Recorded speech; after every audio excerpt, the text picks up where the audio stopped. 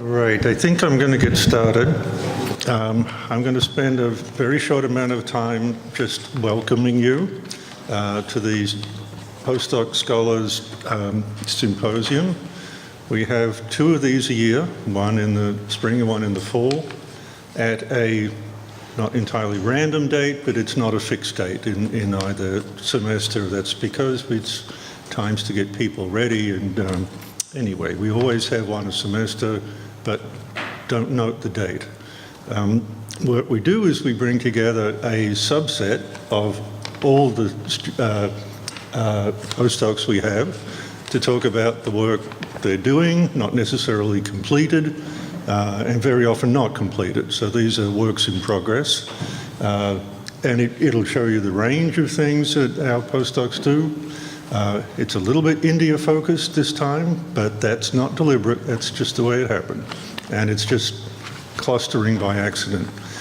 We are typically very diverse. If you're a student on your way to finishing a PhD, I'm the director of the program. My name is John Mutter, and if you're interested in the program, come talk to me at some time. But more importantly, talk to Natalie at the back, who answers questions much more succinctly and carefully than I do. We are one of the few postdoc programs that is so diverse in the things we're interested in. Everything has to, in some way, have a focus on sustainable development, but we consider medical doctors and lawyers to also be doctors. So we have postdocs who are in those fields. I don't know of another postdoc program that does that. So we have 4 speakers this afternoon. I'll introduce them, and we can have questions after each one. There won't be a break, there's only 4 of them, but you can ask questions at the very end. If you remember something you wanted to ask about the first speaker, you'll get a second chance at that. So without further discussion, the first of our speakers is Kyle Davis, and he'll talk on a multidimensional approach to food production decision-making.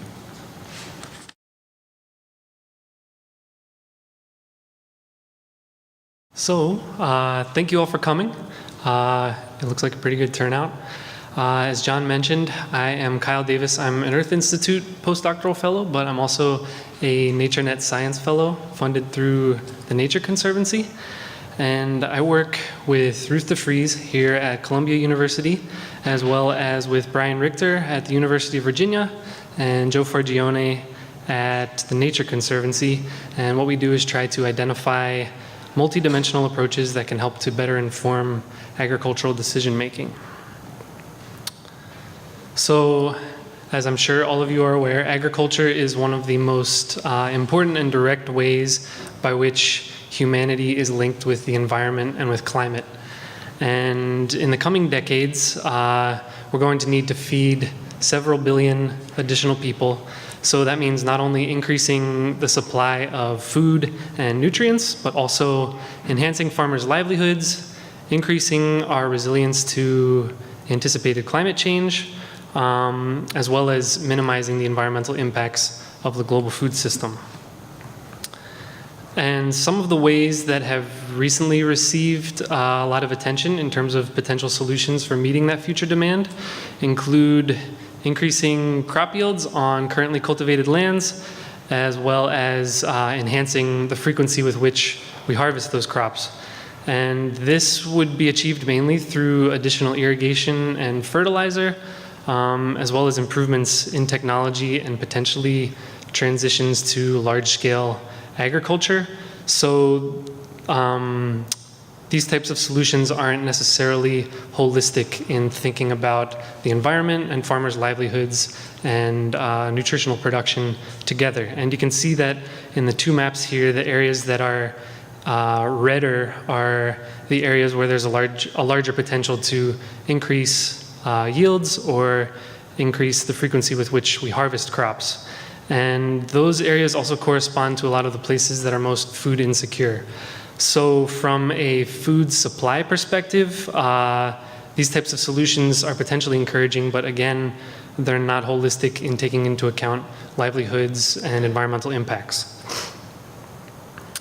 And just as an example of this, we can look at water stress both currently and anticipated in the future for crop production. And here I'm showing you a figure of irrigation water demand for current crop production, and it's disaggregated by country. And sustainable demand occurs when crop water demand is less than what's locally available and renewable on an annual basis.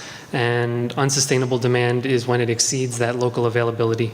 And you can see that for a lot of the major crop producing countries like the United States, India, China, and Pakistan, that about half of the current irrigation water demand is unsustainable according to that definition. And globally, the lead author and I have calculated that about 40% of irrigation water use for current crop production is already unsustainable. So that presents a significant challenge.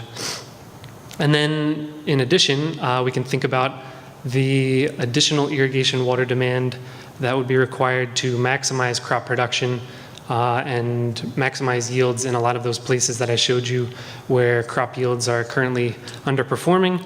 And it's a similar story where there are lots of places and lots of countries that additional irrigation water demand would be unsustainable. So that corresponds to 46% of additional irrigation water demand that would be met through unsustainable sources. But on the plus side, the additional irrigation demand from sustainable sources would potentially be able to increase crop production to feed an additional 2.8 billion people. So that's certainly encouraging if we are selective in the ways that we expand or intensify agriculture and irrigation.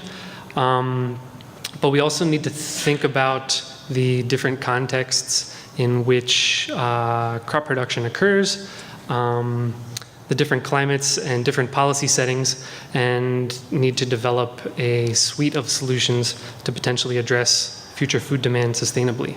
And this is just a map. This is just showing the spatial distribution of sustainable and unsustainable irrigation demand, both for current crop production and if we maximize production. And the areas in pink and yellow are those places where irrigation water demand is either currently unsustainable or would be unsustainable in the future. So you can see that those types of challenges are spread across the planet. And again, it's important to think of not only solutions where we increase crop production, but also thinking about ways to do it in a more integrated way where we think about food security, as well as addressing social and economic challenges. So with that in mind, I've asked the question, can humanity reduce water use while preserving nutrient supply and farmers' incomes on currently cultivated lands by redistributing crops within currently cultivated lands? So I'm using a data set of 14. This is a spatially explicit data set. It's a bunch of global crop maps of 14 major crops, and these crops make up about 3/4 of global crop production and harvested area. And within each pixel within that data set, there's reported the harvested area and yield of each of these 14 major crops. And it's common that there are multiple crops grown within a single pixel within this global data set. So I'm just showing an example pixel here where there are different harvested areas and yields for rice, sorghum, maize, and groundnut. And using this data set, I looked at the potential to minimize water demand for crop production by redistributing crops within currently cultivated lands. So for this example pixel, I first ordered the crops in descending order based on the harvested area, and then starting with the crop with the largest harvested area, I calculated the water footprint of the crop that's currently grown there. And then I calculated the water footprint of the other crops that are also grown within that same pixel, as well as the water footprints of crops grown within adjacent pixels that could also be planted in that same harvested area because climate and soil conditions are suitable or similar. And then having calculated those water footprints, I then sorted crops based on water footprint from smallest to largest, and then established a set of criteria to see whether a replacement could potentially occur for the crop that's grown in that harvested area. So first I compared the water footprint and the water footprint of the potential replacing crop and the current crop. And if the water footprint of the replacing crop was lower than that of the current crop, I then looked at the yield in terms of calories and protein to see whether nutrient supply would also be enhanced. And then finally, I looked at the economic value in terms of dollars per ton of the current and replacing crop. And if one of those 4 criteria wasn't met, I moved on to the crop with the next lowest water footprint and repeated the process. And I repeated this for each potential replacing crop until all 4 conditions were met, or if all 4 conditions weren't met for any of the replacing crops, I just kept the current crop in that harvested area of interest. So I repeated this process for all of the harvested areas within a pixel, and I repeated it for all of the pixels within current agricultural lands. And I was able to develop these maps of potential increases in calorie and protein supply as a result of redistributing crops on currently cultivated lands. And the map I'm showing here is the difference between current calorie production and calorie production under an optimized crop redistribution. And the bluer the area, the greater the benefit in terms of increased calorie production. And you can see that a lot of food insecure areas are the places that could potentially realize some of the largest benefits. For example, Central America, the African Sahel, as well as Ethiopia, India, and East and Southeast Asia. And overall, this has the potential to feed an additional 825 million people, the additional calories that would be added by doing so. And because I was trying to optimize water use based on water footprints, I also realized potentially large water savings in a lot of water-stressed regions. And it's particularly true for the African Sahel, as well as for pretty much the entire country of India. And summarizing the results of this crop replacement globally, I found that there's a potential to reduce precipitation water demand, or green water, by 14%, to reduce irrigation water demand by 12%, and then to substantially increase the production of calories, protein, and feed. And what this analysis also allowed me to do was to identify those areas that are most inefficient in terms of their water use and nutrient production. And for those who don't know, perhaps you could tell us what a water footprint is, what green water and blue water. Okay, so a water footprint is the volume of water that is required to produce a given ton of a crop. So yeah, the lower the water footprint, the less water you'll need to use to produce a ton of a particular crop. Or you can think of it in terms of different nutrients as well. And yeah, as I said before, green and blue water, green water is provided through precipitation, and blue water is provided through irrigation, either through groundwater sources or surface water sources. So in doing this analysis, I was able to identify those places that are most inefficient in terms of their water use and nutrient production. And you can see that Western Africa and India are some of the places that really are highlighted through this analysis. And those are two of the places that I'm currently focusing case studies on, because it's also important to think about dietary preference, cultural barriers, as well as the policy landscape in which this type of solution might take place. So for now, I'm going to highlight some of the work that I've done on India so far, looking at cereal production in India. And you can see that in the figure on the right, or the map on the right, a lot of the current cereal production or current crop production in India occurs in the north. And that also corresponds to the places where there is substantial water stress. And this is the same ratio that I showed with those bar charts before in the map on the left. The ratio of crop water demand for crop production over the locally available and renewable water resources. So there's a lot of unsustainable water use that's occurring in the northern portions of India, and that also corresponds to the places where there's a lot of crop production happening.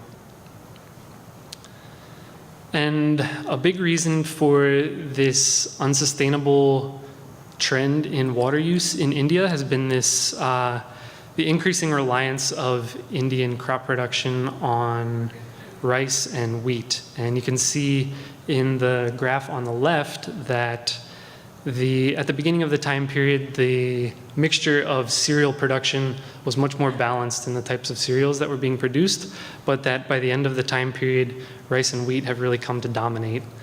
And this has also been reflected in nutrient availability within Indian diets. And an example is, you can see an example on the figure on the right where the per capita iron supply to the Indian populace has substantially declined, and you can see that that's largely a result of these alternative cereals other than rice and wheat kind of dropping out of the diet. And in large part, this has been driven by this national program in India called the Public Distribution System.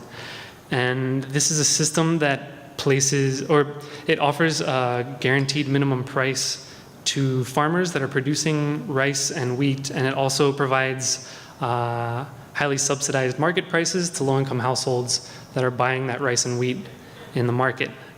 So it's conceivable that by incorporating some of these alternative cereals that are already grown in India into this same system, and these are cereals which have generally higher nutrient content and are more efficient in terms of their water use. It's conceivable that by incorporating them into this same PDS or public distribution system, that you could start to reverse some of these trends in terms of unsustainable water use and inadequate nutrient supply. So I'm working with some colleagues at the Indian School of Business in Hyderabad to answer the question, how might water demand and nutrient supply change under scenarios of alternative cereal production?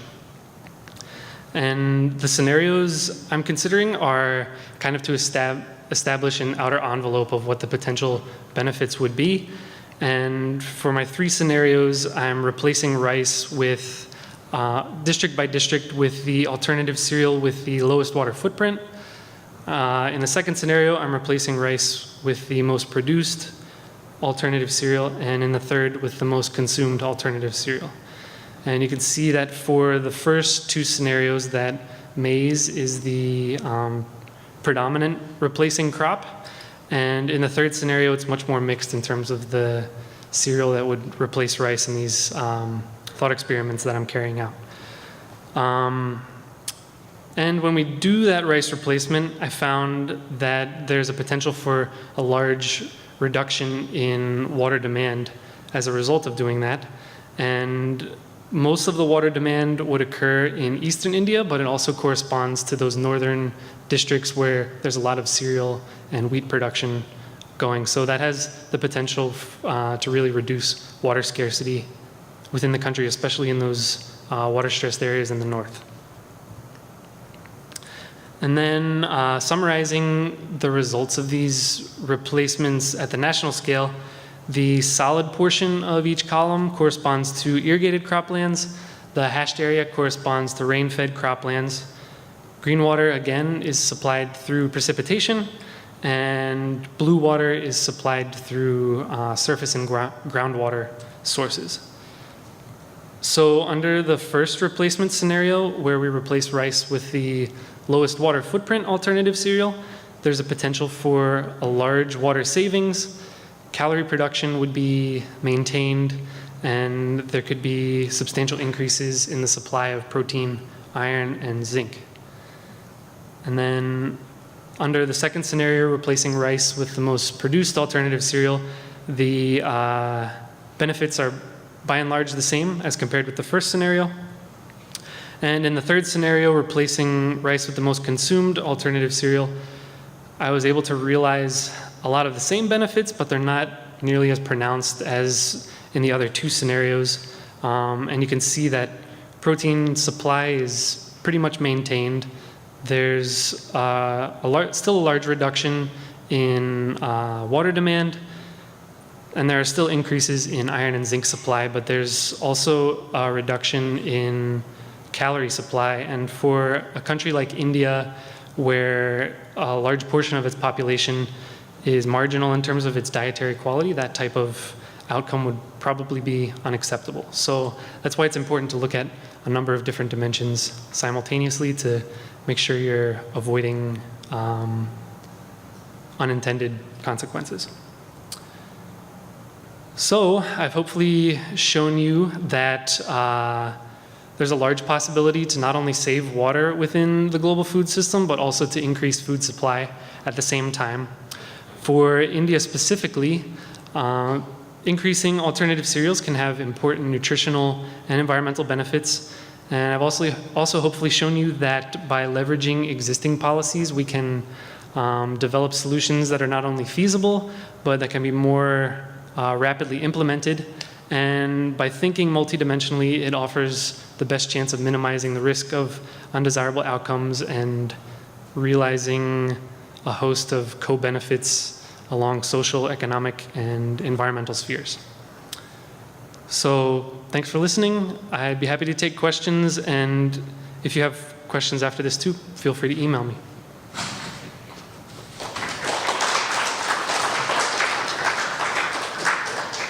We do have time for a few questions. How receptive are policymakers to your ideas? And if they're not listening yet, how could you convince them in the future? Yeah, so we're working, as I said in my presentation, we're working with some colleagues at the Indian School of Business, and they're in touch with some cabinet members within the Indian government, and they seem really interested in these types of solutions. So that's really promising. And I think that in developing these types of solutions, it's essential to interact with experts within the country of interest and to try and identify linkages with legislators and policymakers. And for Nigeria, I didn't show any of the work because that's a little bit earlier in its stages, but we're also in touch with the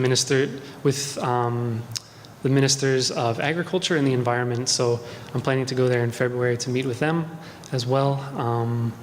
But yeah, I think it's essential in developing these types of solutions that you interact with policymakers and gauge what's most important to them before you start to make any suggestions. Hi, great talk. Somewhat related question.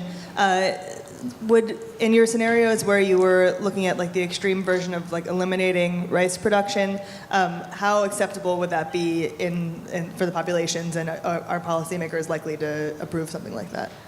Yeah, I don't think I would ever suggest or realistically expect that Indians would stop eating rice entirely, but that's kind of to establish like an outer envelope of what the overall benefits could be.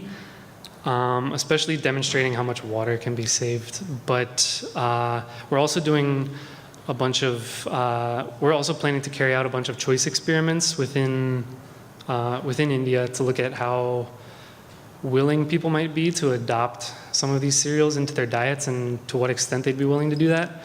And also with the colleagues at the Indian School of Business, we're going to be looking at like price elasticities and things like that to kind of get at the economics of it. But yeah, I mean, if you include these in the public distribution system, I think the market would help decide how much of that gets, depending on what prices you set, that would help decide how much of it gets included in the Indian diet, but I don't think I would ever recommend people to stop eating rice. I think it's unrealistic. Yeah. Are there any interesting dynamics as to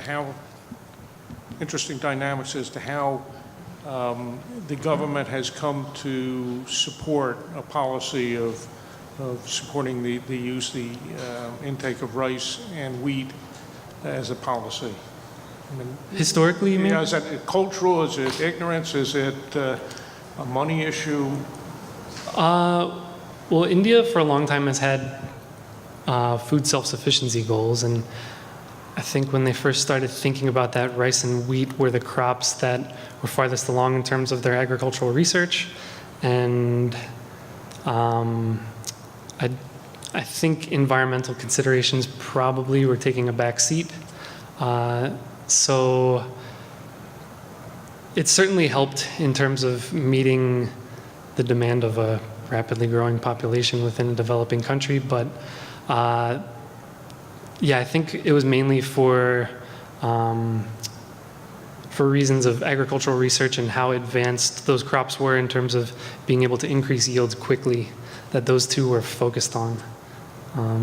But I'm sure there's more to it than that. Yeah, I don't know completely. Yeah. Thank you very much. I believe in the presentation you said that we can feed 829 more people more doing what you predicate. But if I remember well, the UN Population Fund is forecasting a population growth going to at least 11 billion. Some are even talking about 15 billion by the end of the century. So what, beyond the 828 million people that we're going to feed, what's going to happen to the 3-5 billion that are coming behind? Yeah, as I said in my presentation, what I'm suggesting there is kind of one of many tools that could hopefully be used. Increasing crop yields through additional irrigation and fertilizer use is one way to do it, but you need to be more selective in how you do it and more environmentally responsible in how you do it. And I think I showed that in doing that, just using water sustainably, you can feed an additional 2.8 billion people. So that's definitely an important way to go about it. Part of it is helping to more equitably distribute diets too, because there's a lot of excess consumption that goes on, and there's a lot of underconsumption that happens too. So part of it is just more equitable access to food supplies that we already have too. But it's what I've shown here and some of the other solutions out there, they all need to kind of be considered together and look at their food security implications as well as their environmental and economic implications too. So. Okay, I think we'll move on. What I was going to ask you was asked by other people, but you didn't use the word economics until you were summing up. Yeah, well, in the global replacement, I considered the economic value of the different crops when I was... The most lucrative. Making sure that there wasn't a reduction in economic value since I was minimizing for water use. I was just constraining. But the water's free. If you want to think about environmental externalities, I don't know that the water is necessarily free, but it's not included in the price. Yes. Yeah. Thank you. All right. Thank you. Okay. Thanks. And to the person who asked the question at the back, the projection of 15 billion is impossible. It sounds grim, but 15 billion is just pretty much out of the question. As a population for the Earth, most people think that the high side is around 10. Anyway, the next speaker is Alexandra Karambelas, and her talk will be on urban-rural variations in air quality and health impacts, again in northern India.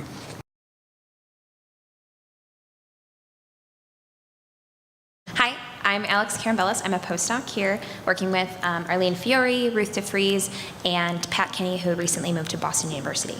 And today I'll be talking about urban versus rural health implications from air quality in northern India. And if you've been to some of these symposia before, some of these slides will be familiar, but this presentation I'm hoping to kind of tie everything together in terms of these health impacts and implications in the real world. So just to start off, thinking about why the study of air quality is important, and that really kind of hinges on the implications. It's great to know what the composition of our atmosphere is at the surface, to understand what, for instance, we're breathing in terms of human health, as well as trying to understand what we're putting into the atmosphere in terms of energy combustion. And those are two things that I'm really interested in, and how there are these connectivities and feedbacks between the two of them. And obviously there are other implications. I've listed a couple here related to climate policy. There are two-way feedbacks between air quality and policy, and economic sectors indicated here by agriculture. When we think about air quality impacts on agriculture, that could have an effect on crop yield or quality of the crop itself. When we think about air quality in the United States, we look outside, it looks pretty clean. We can safely, for the most part, safely breathe the air. And a lot of that has to do with framing, or how air quality in the United States has been this success story. So with the Clean Air Act in 1970, we've been able to set air quality standards and regulate emissions through the EPA. And as such, we've been able to realize some pretty significant reductions in aggregate emissions between, this graph is showing 1980 to 2015. But we have pretty significant reductions over this entire time period, on the order of as listed, 63% for 6 common pollutants. And what makes this a success story is that we've been able to achieve these reductions without necessarily hindering any kind of economic growth, the ability to travel, the ability to grow our population and consume energy. So I pulled this quote from this recent article in The Lancet. Ambient air pollution is not the unavoidable consequence of modern economic growth. So that is to say that at some point when we achieve some kind of high per capita income, we're able to start reducing emissions and improving our air quality. So there's some kind of decoupling effect, if you will. So unfortunately, the ambient air quality conditions that we are able to experience here in the United States are not realized in India. India has undergone rapid economic growth, population growth, urbanization, motorization, and this has led to significant emissions and air pollution across not just Delhi, but as we're seeing in the news, across much, hopefully, if you've been reading the right sources, seen that it's affecting much of the Indo-Gangetic Plain and much of northern India as a whole in terms of air pollution.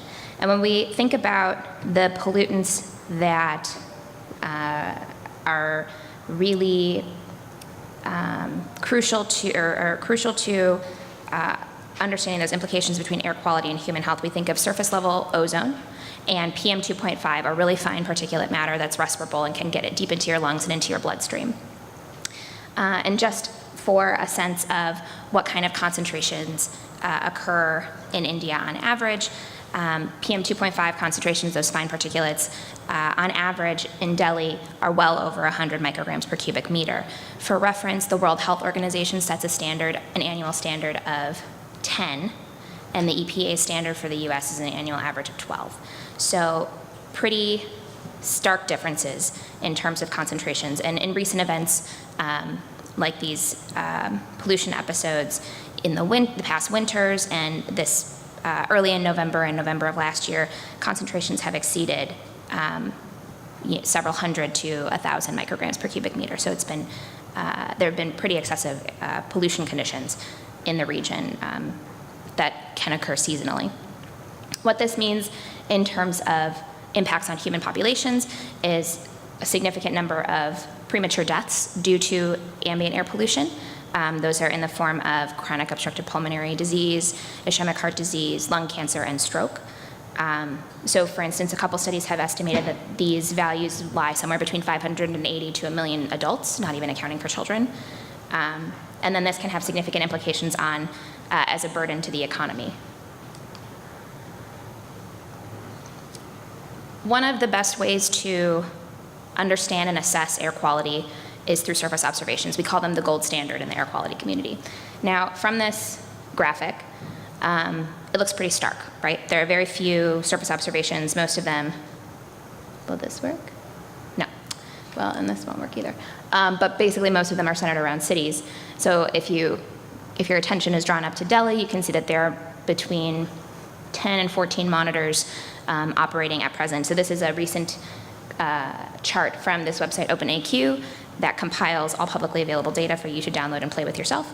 But it's showing just the sparseness of the observation locations across India, with most of them being, heavily scattered across the northern India domain.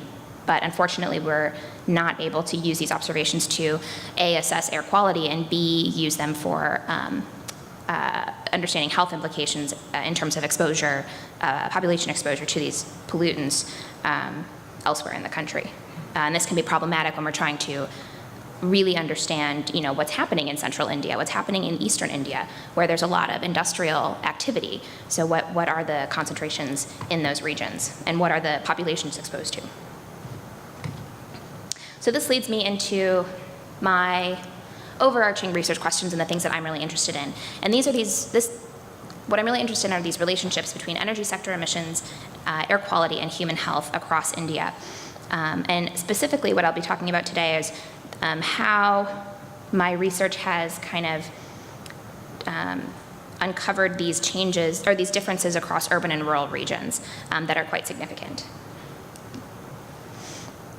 So I mentioned observations as one tool that we can use. Another are models. And so I'm an air quality modeler. And for the work that I'll be presenting today, I use the Community Multi-Scale Air Quality Model. It's from the EPA.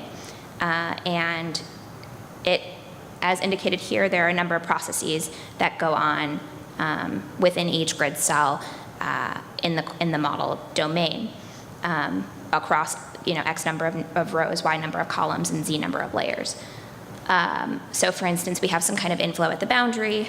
We have emissions and chemical production producing chemical pollutant species, and we have chemical loss and deposition reducing those concentrations at each grid cell, and then we have some outflow either into the next grid cell or out of the domain.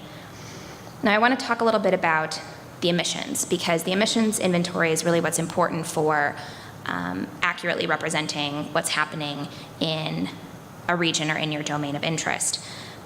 In the US, we have a pretty well-established framework for understanding the pollutants that are being emitted by cars and power plants and industrial sources and ships and airplanes, and small off-road vehicles and things like that.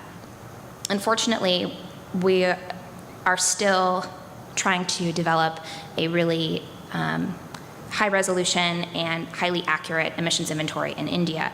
And so this makes my job a little bit harder when I'm trying to use an existing emissions inventory that might not have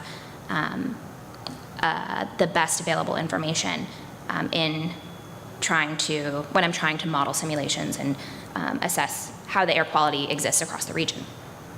So for this first slide, it's a little complicated, but what you really need to know is that the emissions inventory was a baseline emissions inventory that's available, one of the standard global emissions inventories that's used by modelers using a variety of different models for a variety of different purposes across the world. And it's a global inventory, but obviously it has emissions for India. And my task was to just run it through CMAQ and see what happens. How does it compare? How do the model results compare with observations using this emissions inventory? And so basically what we see from comparing with satellite observations on the left of the line, that black line, and surface observations to the right of the line, and so the y-axes are corresponding to each of those observation data sets. The green is the model, and the blue or the hash marks are the observations. And basically what we see is that when we separate the model grid cells into urban, dense urban areas with populations greater than 4,000 people per kilometer squared, and then the rest, which I classified here as rural, we see that there are significant overestimates in these dense urban areas compared to these rural areas. And what makes this significant is that there are significantly more of these rural grid cells than dense urban. I'm talking, there are 4 of these dense urban grid cells to 2,500 plus of these rural grid cells. So if we're overestimating, or if we're underestimating in these extreme rural areas, we might be missing a lot of the exposure to the population in those regions. So my next task was to update that emissions inventory. So first, taking it from the coarse resolution to a higher resolution, and then updating it according to activity information for urban and rural populations. So what I'm showing here are just for the different species, pollutant species labeled on the bottom of the bars. For the left-hand plot, those are emissions from the residential combustion sector, so rural populations primarily use biomass for heating and cooking in that sector as just an indicator of why those values are so high. It's an inefficient way to cook and heat, so there are many more emissions that are released. And the transportation, and on the right-hand side, I'm showing transportation, which you would expect that a greater number of emissions would come from urban populations because you would have more cars.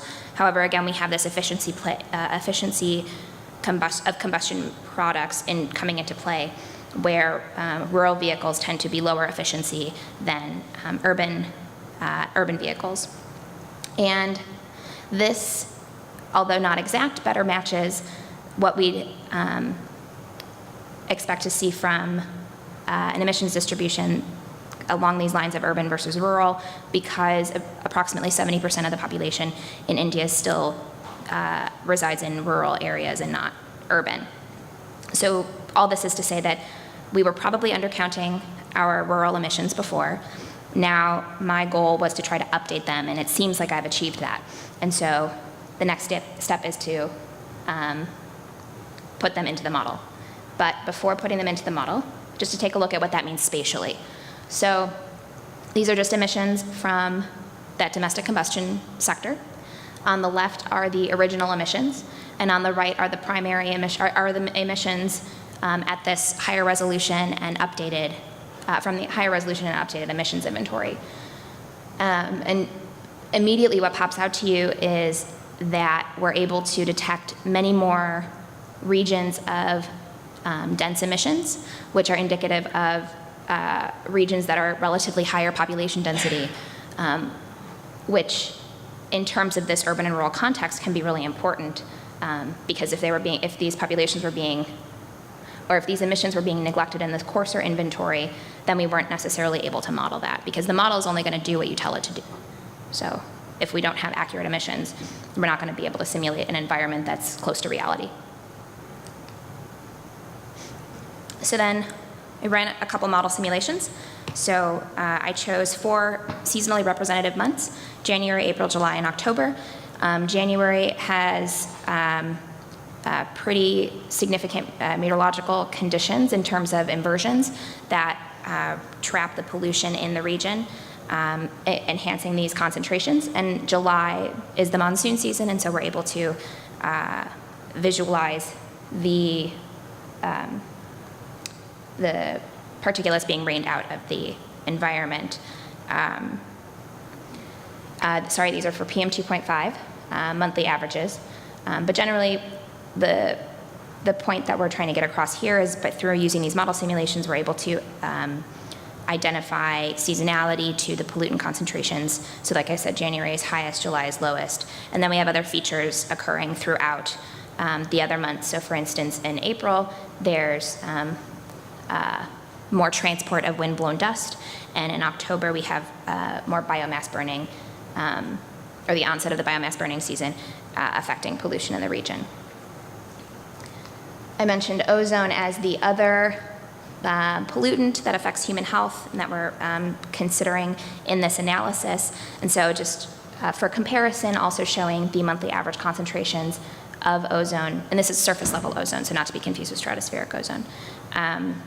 And generally, again, we can see some kind of seasonality. Our concentrations are highest in April, which is a little surprising because in the United States, our ozone season runs from, it generally peaks in the summer, so it runs from about April to October, if you're lucky, if you have good monitors that are on all that time, so you can measure it.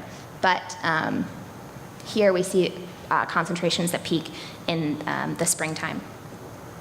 I want to point out that in January, you see the relatively lower concentrations along Delhi and nearby areas. And then there are some isolated, relatively low spots across the region as well. But those are due to high levels of nitrogen dioxide, which react with ozone and reduce the ozone concentration through the phenomenon of NOx titration. So if we then average these 4 simulations together, we can get some kind of estimate of an annual average PM 2.5 and maximum daily 8-hour ozone to then use to assess exposure and the premature deaths associated with these excess pollution concentrations above a certain threshold. And that's what I'm showing here. So on the left, those are the gridded premature mortality estimates using the concentrations of PM 2.5 that I showed on the previous slide. And on the right are those except for ozone. Now, deaths attributable to ozone are only for COPD, whereas deaths for ozone are for COPD, ischemic heart disease, lung cancer, and stroke. So we're able to, the reason for that is that we have these epidemiological studies where we're able to assess the connections between those diseases and these pollutants and those diseases. So that may be one reason why we have this disparity between the amounts. But generally what I want you to focus on is how the greater number of premature deaths occur along the energetic plane. And so each grid cell is a number from 1 to 150 or more. And then because of these high resolution emissions and simulations, we're able to pull out some of these hotspot regions where we wouldn't be able to do this in a coarser model.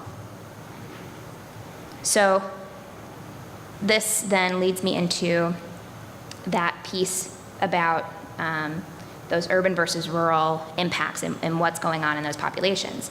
So now if we were to sum up the effects of PM 2.5 and ozone and apply it to a rural population versus an urban population, we see that the number of rural premature deaths outweigh the urban by more than 3 times. So it's a pretty significant difference when we're quantifying these regional impacts in northern India due to this pollution. And why this is important is really kind of prevalent in the news in the past couple weeks. A lot of the headlines have really been focused on Delhi and the pollution in Delhi, but we can't necessarily neglect the fact that pollution travels. It's being transported outside of cities. It's being transported into cities. It's being transported downwind across regions. And it's affecting a much broader population as opposed to just those in major cities, as this map indicates. I really like this website. It's called air.org. So if you're interested in air pollution, but you want an easy way to digest it quickly instead of understanding, what an air quality index is or what the concentration actually means for you. Somebody has plotted them up in emojis. So there are a lot of skull and crossbones and red angry faces along the Indo-Gangetic Plain. And then a lot of those are coupled with fires. And so the reason that there's really poor pollution, one of the reasons why there's really poor pollution right now is because it's one of the biomass burning seasons at the end of a harvest. So just to wrap up really quickly, some of the grand challenges that I see are in this field and in assessing the impacts on the population are that we have limited data. So first, in observational data, we're limited in the spatial scope and the duration of the observations that we actually have. We're also limited in terms of epidemiological studies, where most studies have been on cohorts on populations that have lived in really low pollution regions, and so we don't really have a good sense of what the effects of exposure are on the population in India at such high concentrations. There's also this perception of the problem. I've heard numerous people say that it's just a normal day, that's not really that polluted.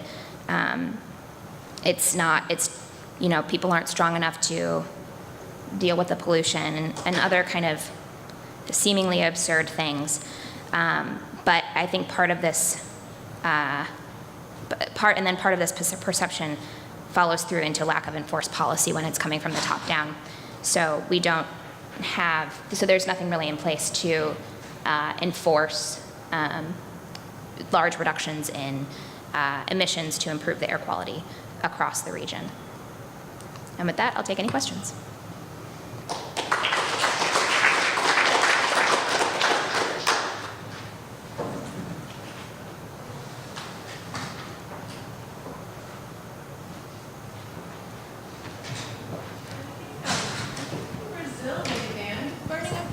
To improve the air quality. Mm-hmm. Is there any talk of that in India or no?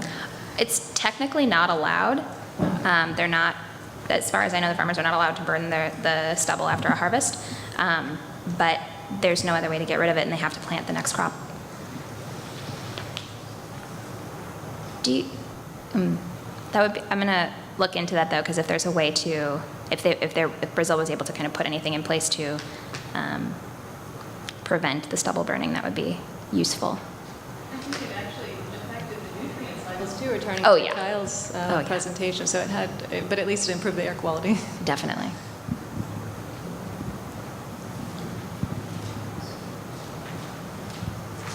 Thank you. I didn't quite catch how long the time period was for your observations. Are they averages over a week or over a month? The reason why I'm asking is, if you have a country and you have urban areas and rural areas, just from wind, and you will have a remixing of everything, right? So in that sense, you would expect that some of the emissions from the urban areas will spread to the rural areas. So how does that work in your model, is my question. Well, I can't disentangle them in the model simulations as they are. That's something that's some sensitivity simulations that I've wanted to study, where I were to zero out urban or rural emissions and see what those actually contribute. As far as the observations, they are definitely influenced very heavily by the local emissions in the region. So, for instance, if you put a monitor next to a roadway, it's going to be mostly affected by the cars on the road.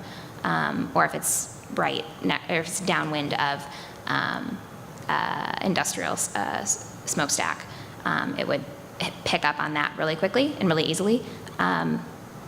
But did that answer your? So I guess maybe what was your? Were you specifically interested in the model or the observations? I think you answered. Okay. The question was because you showed that the model expected that in urban areas would be much more, in rural areas would Yeah. be much less. But the reality, the content of observations were even. So what could have happened is that some of the emissions from the rural areas, from the urban areas, spread to the rural areas without the model knowing that. Yeah, those were month average concentrations. both in the observations and in the model. Okay, thank you. Thank you. Thank you very much. We now, move on to Nandini Velho, who's going to talk about understanding conservation challenges around India's tiger reserves.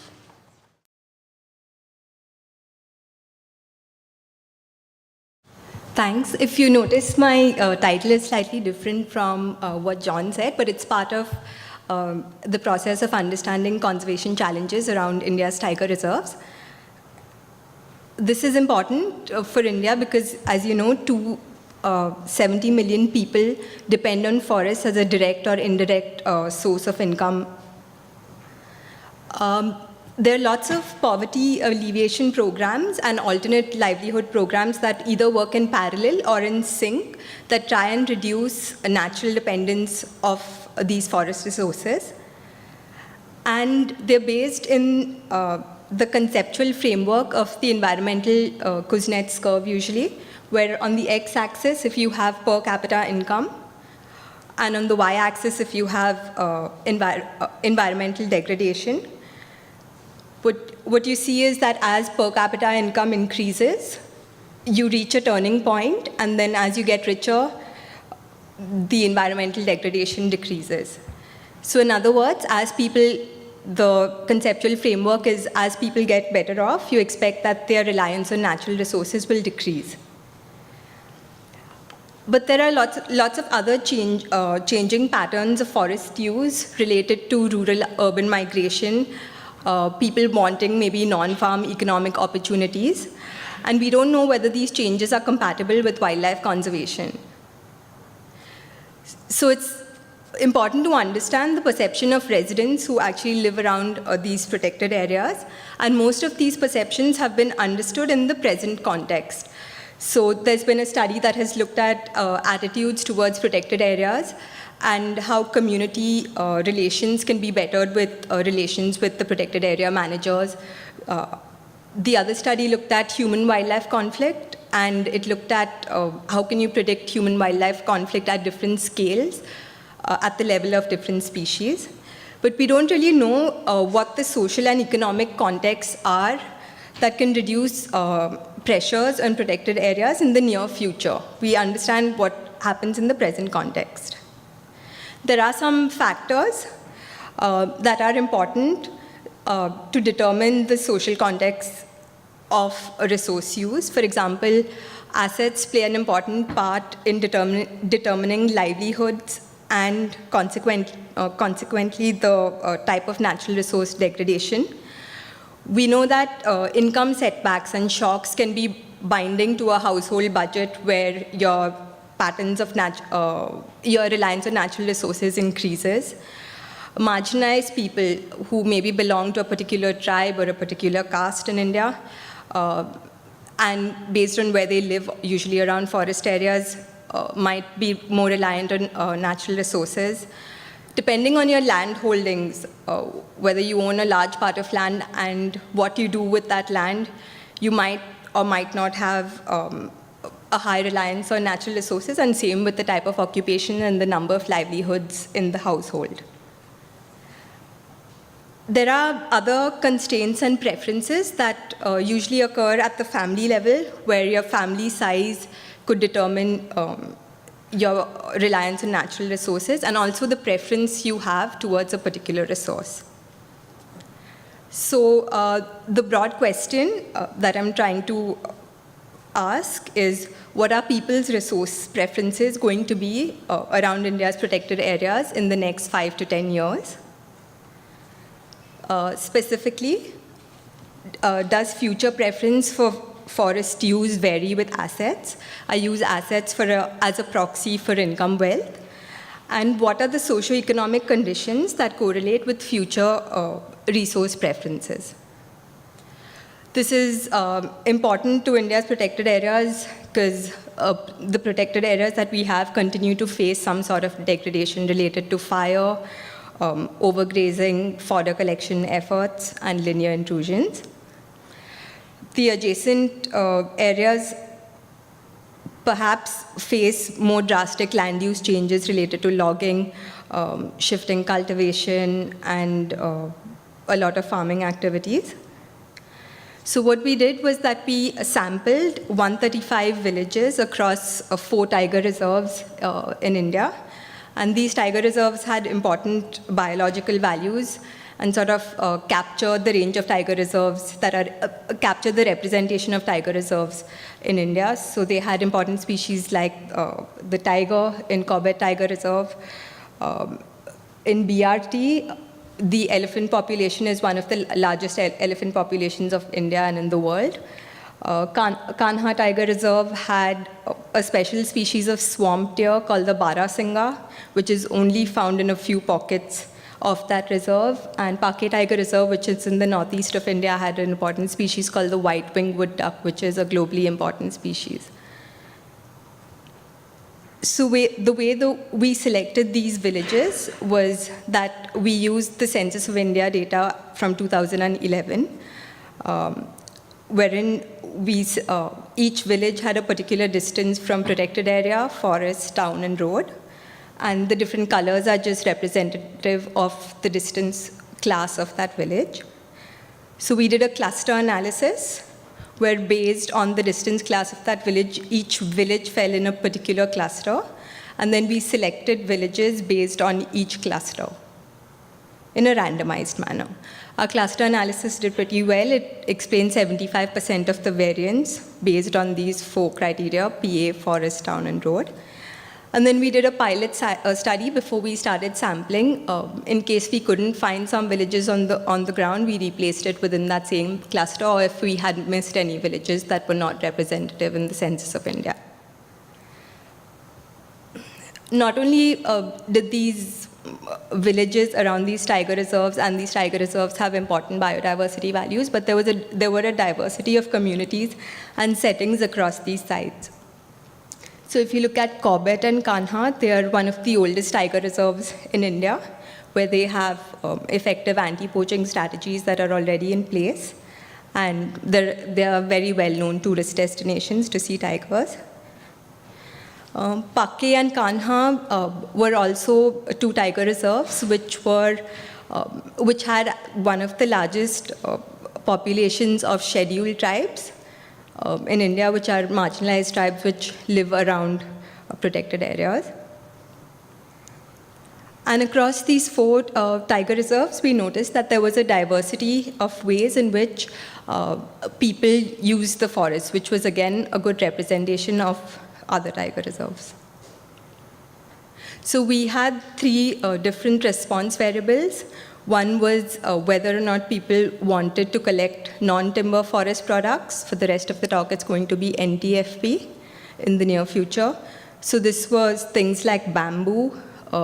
There were particular flowers and forests around that were collected.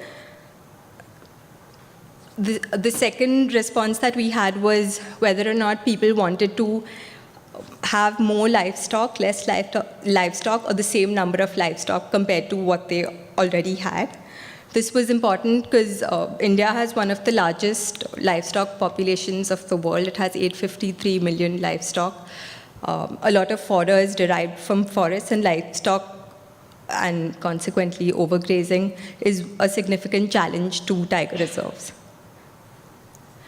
The other response that we had was whether people wanted to collect the sort of cooking fuel they wanted to use. So whether they wanted to use firewood, or whether they wanted to use a combination of firewood and LPG, or just LPG.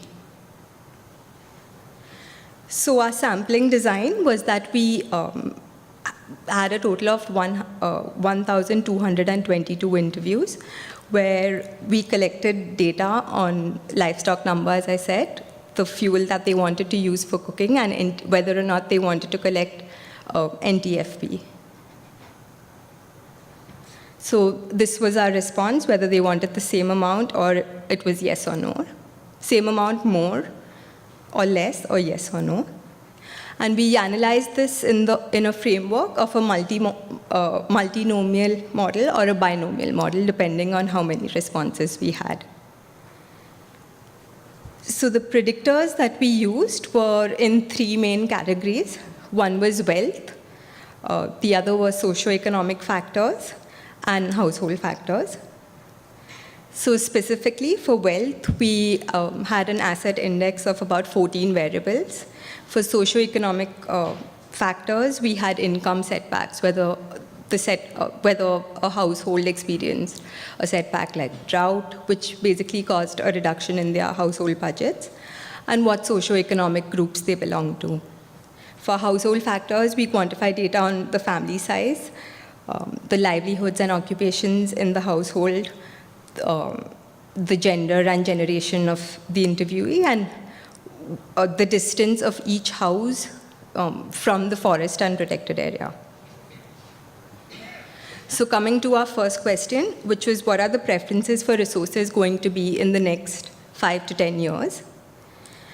What we find was that this really depends on the resource. So most people wanted to actually have more livestock than they usually had. So that was 67% of all respondents said that. In terms of the kind of cooking fuel that they wanted to use, most people also said that they wanted to use firewood and LPG, but a very few people said that they just wanted to use firewood. About half of our respondents also said that they wanted to collect non-timber forest products in the future. So not only does this depend on the resource, but it also varies across sites. So there was site-specific variation across these 4 tiger reserves. And this is particularly stark for if you look at non-timber forest produce, where in some places there was just 7% of the population that wanted to collect timber versus non-timber forest products, versus a very high percentage in other sites. So then we look at the model relationship between assets and resources. And coming to our first response, which was whether or not people wanted to collect firewood in the future. Sorry, whether or not they wanted to use a particular cooking fuel. What you see on the x-axis is the number of assets, which is a proxy for wealth. On the y-axis is a preference for cooking fuel. So 1 is the highest preference for a cooking fuel, and we have 3 different categories. That is firewood with the black dotted line, both with the black line, and LPG with just using LPG as the gray dotted line. So what we find is as the number of assets increase, people have a lower preference for using firewood. There was a slightly positive relationship with LPG and assets. And if you look at both, the intercept is much higher, so people innately have a higher preference for using both. And there was not really a pattern with assets, with increasing number of assets. So coming to our second response, which was whether or not people wanted to collect NTFP in the future and how that was modeled as a function of assets. On your x-axis, again, you have number of assets, and on your y-axis, you have preference for NTFP. And what you find is that there is a negative relationship, which is to say that preference for NTFP decreases as your household wealth increases. And our third response was whether or not people wanted to have more livestock or the same number. And what we find is that most people want to have the same number of livestock or more livestock as they got richer. So this also highlights the importance that livestock may have in economic and income diversification and basically resilience of communities living around these areas. So to come back to the question of does future preference of forest use vary with assets, what we find is that for firewood and NTFP, as you get richer, your preference for collecting firewood and NTFP decrease. For livestock, it's the opposite pattern, which is as you get richer, you want to actually have more livestock. And for firewood and LPG, we found no pattern with people having a higher preference to use both as cooking fuels. So based on what we expected, that as people got richer, their forest, their reliance on natural products would decrease. This holds true for firewood and NTFP, but not necessarily for livestock and firewood and LPG. So having answered these two questions, I'll just show you a small bit of the last question, which is what socioeconomic conditions correlate with future resource preferences. So if you look at socioeconomic and household factors that I showed you before and how that changes with resource preference, I'll just show you one example of distance to protected area, which is on the x-axis. So increasing distance to protected area and for preference for collecting NTFP. If you look at the different colors are the 4 different tiger reserves. And what we find is that as you move away from the protected area, your preference for collecting NTFP increases, which is to mean if you live close to a protected area, you would have a lower preference to collect NTFP. And there is a lot of site-specific variation related to this. The black line is the overall trend line. So just to summarize, that was one of the many socioeconomic factors that were significant in our model, and I'm not going to show you all the results, but I'll show you a summary of the results. So just to summarize the results of NTFP with assets, socioeconomic and other household factors, what we find is that assets and how close you live to a protected area might decrease preference for collecting NTFP. But if NTFP was an occupation of the household where you derived money, significant amount of money from it, and also if you put in a significant amount of effort towards collecting NTFP, you had a higher preference to collect NTFP in the future. Summarizing our results for livestock with assets and other factors, what we find is that people overwhelmingly wanted more livestock, and these are the factors that predict why they want more livestock. As number of assets increase, you want more livestock. If you have more setbacks to the household, you want more livestock. And so also with collection efforts, and if you had a larger family size. People tended to want less livestock if they had more number of livelihoods and occupations in that family, which might point to a targeted intervention where you can help people decrease the number of livestock they might want in the future. Summarizing the data for fuel source with assets and other factors, what we find for firewood to decrease preference is assets, whether or not the family uses LPG as of now, the education of the household, and the number of livelihoods that the household had.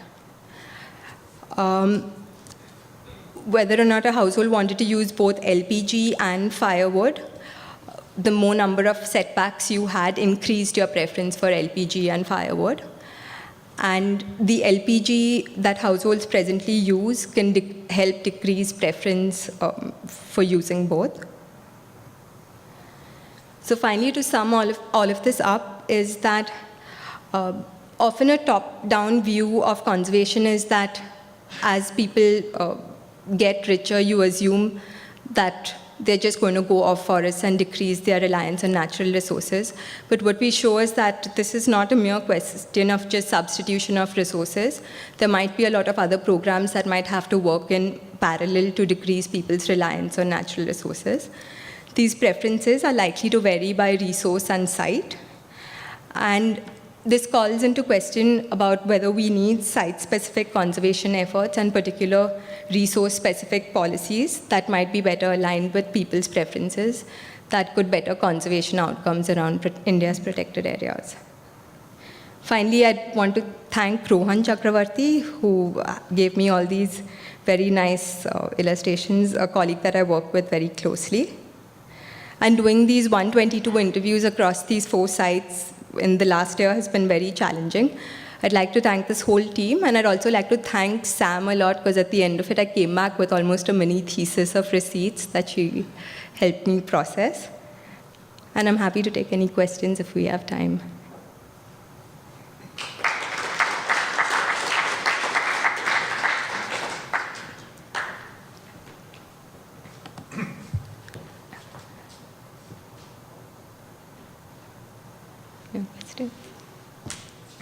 How do you know you're not still on the left-hand side of the environmental Kuznets curve with all of this data? Because people get more wealthy and have more assets than what you're showing. So you might not have crossed the peak. Yeah, or that peak might not be relevant Or to it might protected not be there. areas. Yeah. Yeah. But you could be all on one side. The peak could be further along. But that might not have been reached for protected areas. Okay. Yeah.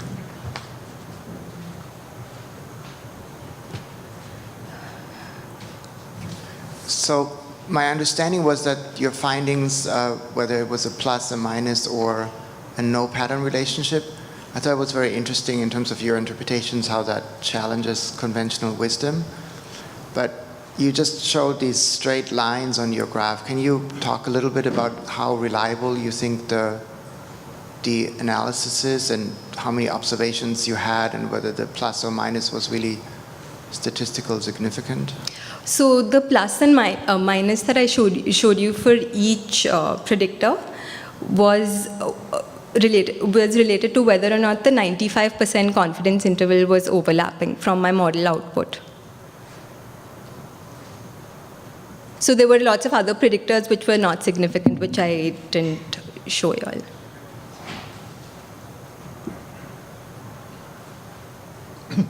Thank you. Thanks. Okay, for our final speaker, we're coming back to New York. This is Ruthie Birger, who's going to speak on asymptomatic shedding of respiratory virus among an ambulatory population.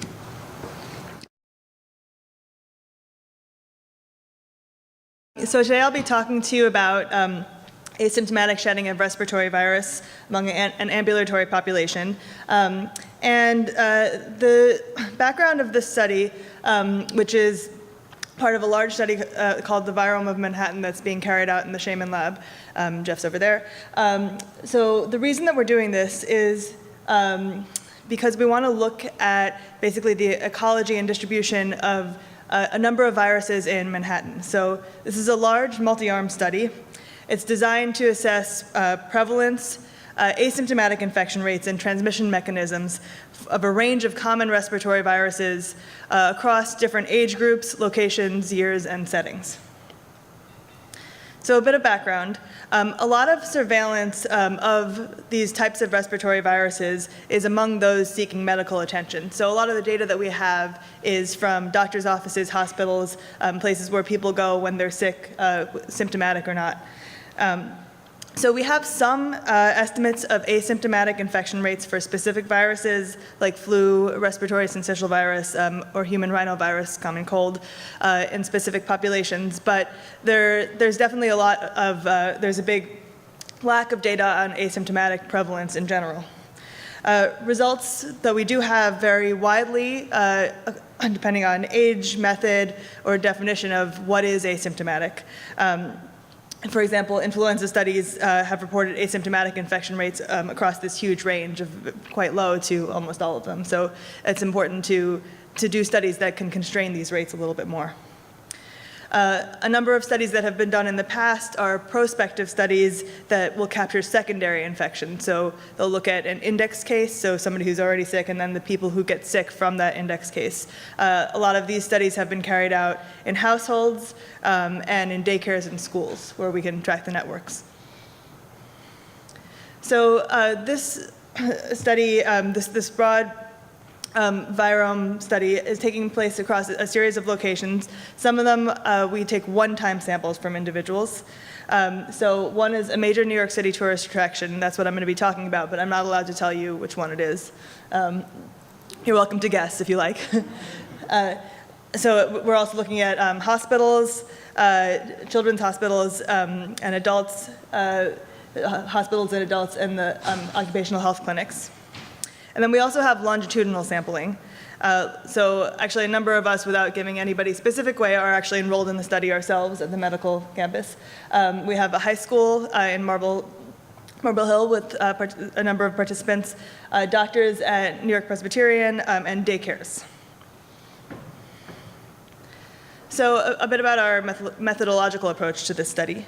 So we take a survey at the time of enrollment where we assess race, gender, medical history, tendency to get sick, household composition and localization, occupation, and travel history. And then we also ask participants to fill out a symptom diary. So for the cohort studies, like those involved in the medical center, enrolled in the medical center, we do this on a daily basis, and we do it once for the one-time samples. And we ask them to assess whatever level of these various symptoms they're experiencing on a Likert scale from mild, moderate, and severe. We also ask them to report medication that they may be taking, whether they've missed days of work or school, and whether they've sought medical care. Then we do analysis on the actual samples that we acquire from these people. So we get 2 nasopharyngeal samples, so they're swabs taken from up the nose. And we extract the nucleic acids and amplify them. And we use a panel to detect a range of these viruses. So among them, rhinovirus, coronavirus, adenovirus, human metapneumovirus, flu, and parainfluenza. We assess positive results by looking at if the signal is greater than 2 to 3 nanoamps. So now I'm going to be talking to you about the specific arm of this study that was carried out at a New York City tourist destination. It may be one of these, may not be. So we did 2 rounds of sampling at this tourist destination. One was in the summer, so May to July, where we got about 1,500 samples with about 120 positive, and then a winter round where we had about 1,200 samples with about 140 positive. So looking at breaking down the percent positive by virus across summer, winter, and all, you can see that the majority of the positive viruses that we found were either human rhinovirus or coronavirus, although the proportion of those switched depending on season. And then looking at a specific breakdown among these positives, you can see this is why they don't want us to say which tourist attraction it is, because so all of the people who were attending this tourist attraction were at least healthy enough to be out attending a tourist attraction, and there was still a positive prevalence rate of 7% in the summer and about 10% in the winter. Sorry? Who's they? Oh, the people who were attending this tourist attraction. Who were enrolled in the study. So we enrolled and consented a number of adults at this tourist attraction. So it's all over 18s, and this was the positivity rate. So looking at the cases by virus by month, you can see there's some patterns here. Again, the majority of cases are rhinovirus and coronavirus, but there's some change in distribution across months.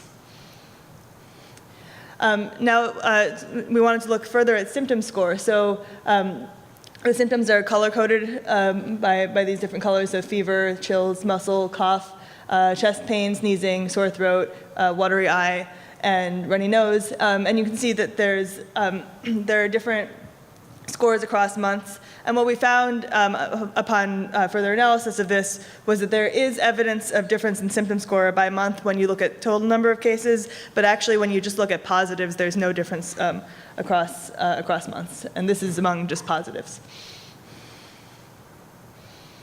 So now we looked at symptom score conditional on virus positivity. So this is for the summer.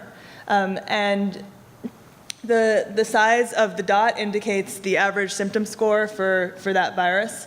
And so if you see like for RSV, respiratory syncytial virus, there are very high symptoms, but this is a low number of cases. So there are very few cases of RSV, but they all had severe symptoms. And then there's more of a spread of symptoms across the most common viruses, human rhinovirus and coronavirus. And you see a relatively similar pattern for the winter, except there was no RSV in the winter, and a small number of human metapneumovirus cases, but also with severe symptoms. And again, this is for both of them pooled. Conditional infection, we actually didn't have any co-infections. A very low number of co-infections that don't really show up here. So these dots are all just showing infections that were infected with each other. And winter, there was more co-infection, a little bit more spread out, but still there were very few. And then this is for all.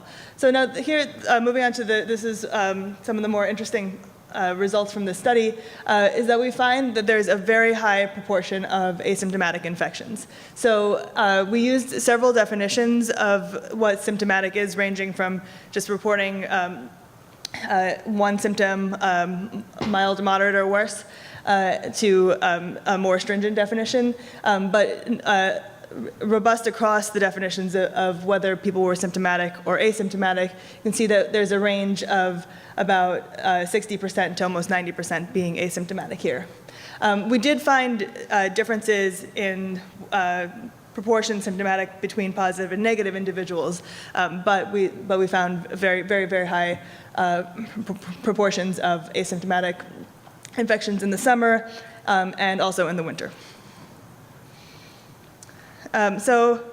Analyzing these results, we found, so by demographics and some of the other data that we collected on the surveys, we found weak evidence of association of higher quantitative scores, so higher positive score with oldest age category versus youngest in the regression model, but otherwise we didn't find a lot of association in terms of the actual score of positivity. Aside from a weak association with symptom score, specifically for coronavirus. We found females reported higher symptom scores than males, and we found strong evidence of higher symptom scores among those reporting having taken cold medicine, which makes sense. So that was among positives. Among all individuals, again, we found that females reported higher symptom scores than males. We found that older age groups reported lower symptom scores than younger age groups. And we found strong evidence of higher symptom scores, again, among those having reported taking cold medicine. And we found no difference between the seasons for all of these results.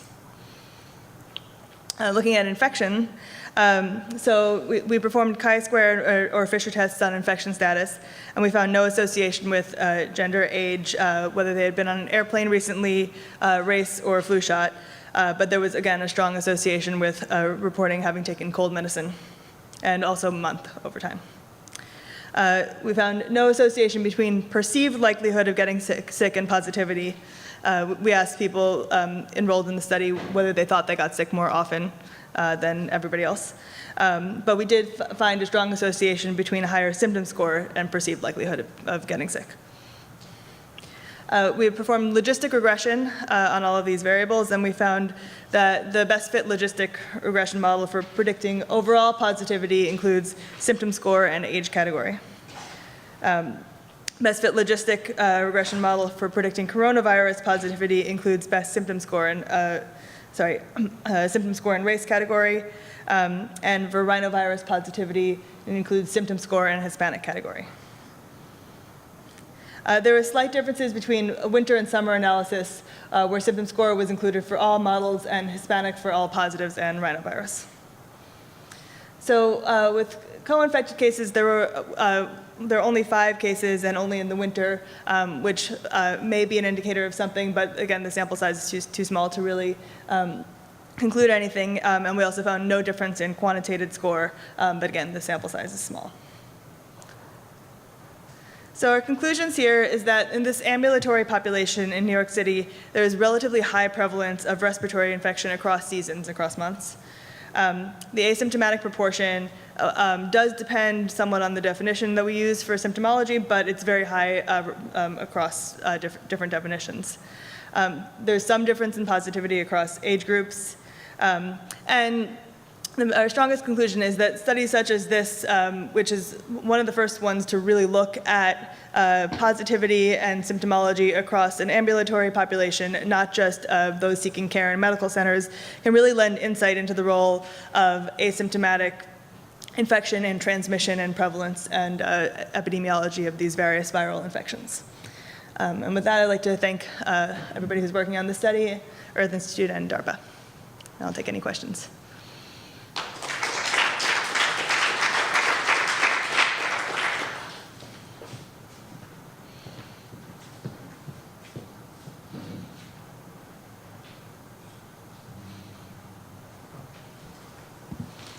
Hi, thank you. Yeah. So do you think differences in symptom scores reflect different symptom intensity or perception, and is there a way to differentiate between the effects of the two? That's a really good question. It's self-reported, so it's going to be perception. Hopefully there's a big enough sample size that it will roughly even out, but it is just self-reported. So.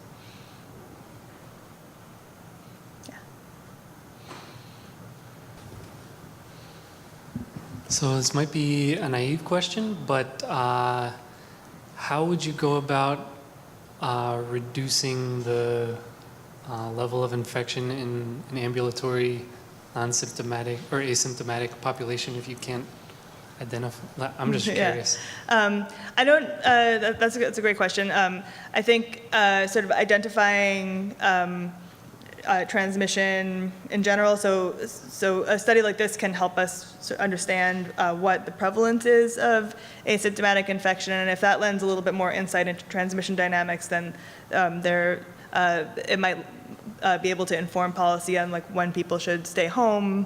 A lot of these viruses are sort of self-resolving, and if you just stay home and lay low, then you're better in a couple days. And if you don't go out and sneeze on people, then you won't transmit it. But again, it's hard to know because usually only symptomatic people stay home. So trying to parse out how much transmission comes from asymptomatic infection versus symptomatic can sort of help us figure out how effective something like that could be.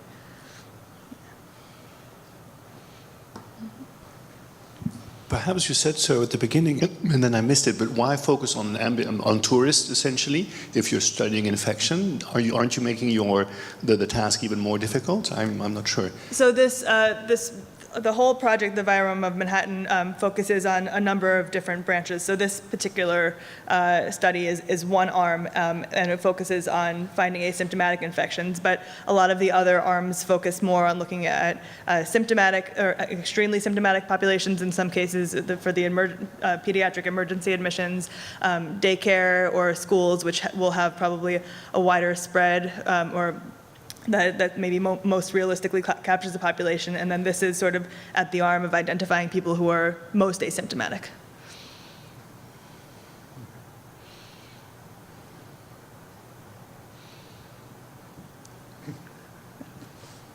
Okay, thank you. Right, thanks so much. Thanks. So I'm going to take a very short amount of time to wrap us up here. I want to mention two things, two sort of thank yous. One is that the way in which the postdoctoral fellows are selected for their fellowship is with a committee of faculty members, and it's an entirely voluntary service, and it's a lot of work for not very much reward, I guess. And two of the committee members are here. There's Lex Van Geen and Jeff Sherman. Thank you, guys. Is there anybody else? No, I guess not. And this is one of the not so many events that are open to the general public as well as the university community. That's not because we're snooty, it's because we don't have a lot of rooms like this. We've got a lot of classrooms, we don't have a lot of rooms like this. So we have to be a little bit selective in which ones we open to a largish audience, and this is one, and I'm very honoured to feel that that's the case. So I'm very pleased that you came. You actually took some time out of your day. This is what I do for a living, sort of. If anybody has any questions for not the last speaker, but any of the speakers, this is the time. We still have the room for another 10 minutes or so we can mill around if you'd rather talk one-on-one. The Postdoctoral Fellows Program is partly funded by central funds from the Earth Institute and partly by those people who are helping, advising and mentoring students, postdocs. So as I said before, if you're interested in applying to the postdoc program, for this round it's too late, but for the next round you're way early. So if you want to talk about it at all, I'll be here for a little while. Thank you all again, and be well.